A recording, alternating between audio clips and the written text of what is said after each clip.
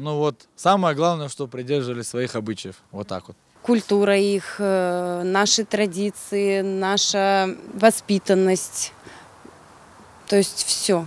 Мне нравится культура, традиции. Культура, воспитание, близость родственников, общение.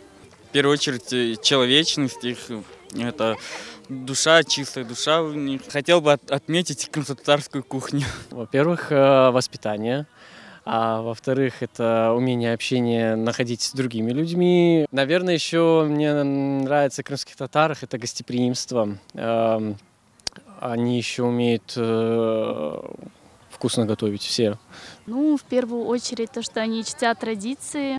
Ну, во-первых, это моя нация. Во-вторых, нравится уважение к старшим, дружба. И самое основное то, что это как бы моя национальность, в которой я живу. И хочу, чтобы мои дети росли тоже так же самое, как мы росли. Нравятся наши обычаи, наша культура, наша сплоченность, что если приходит какая-то беда, все сразу собираются, все идут на помощь. Это, наверное, самый большой плюс, потому что у других такого нет. Нет такого распространения информации, как есть у нас.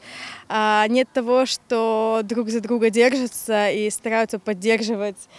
Есть родственные отношения.